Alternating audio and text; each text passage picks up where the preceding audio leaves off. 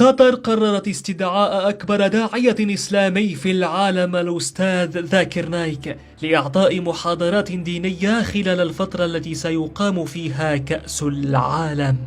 مونديال قطر 2022 أو مونديال العرب كما يحب الغالبية يطلق عليها، هذه المرة وفي نسخة استثنائية يقام المونديال في الأراضي العربية وبين جمهور العرب.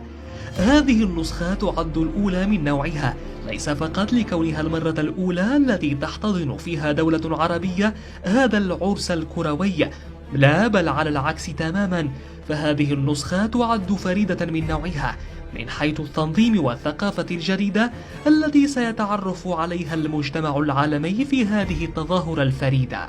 التي أعدت لها قطر العدة بمبلغ يتجاوز 220 مليار دولار أمريكي، حيث لم يسبق لأي دولة عبر تاريخ المونديال أن رصدت ربع هذا المبلغ لإنجاح كأس العالم.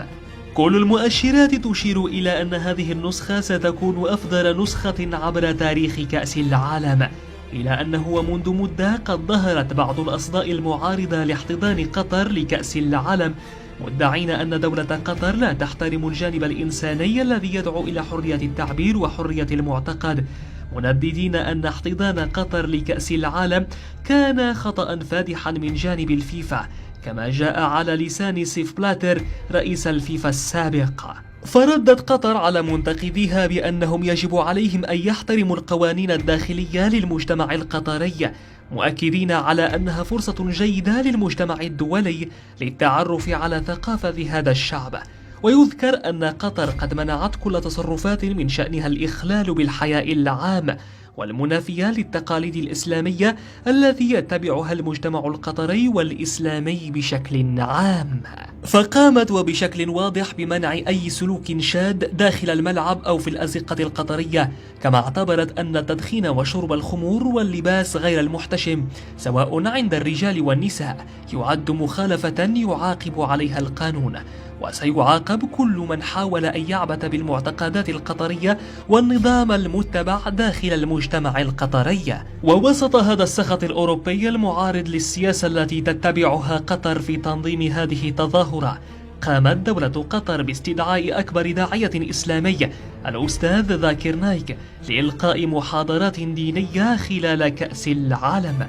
ويذكر أن الدكتور ذاكر نايك ممنوع من دخول الولايات المتحدة الأمريكية وبريطانيا وكندا وحظر كل شيء يتعلق بمحاضراته ونشاطاته داخل هذه البلدان،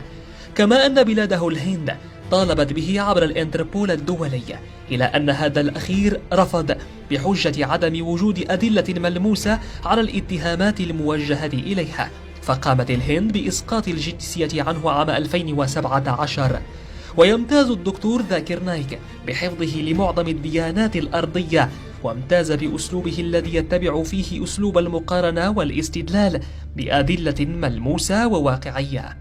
أسلم على يديه ملايين الأشخاص حول العالم وداع صيته في جميع بقاع المستديرة، وها هو الآن يحط الرحال في قطر ينشر علمه وسط عشاقه ومحبيه، وفرصة ليتعرفوا عليه من لا يعرفه. شاركنا برأيك في التعليقات حول هذه المبادرة التي قامت بها دولة قطر باستدعاء هذا الداعية الإسلامي للأراضي القطرية خلال المونديال.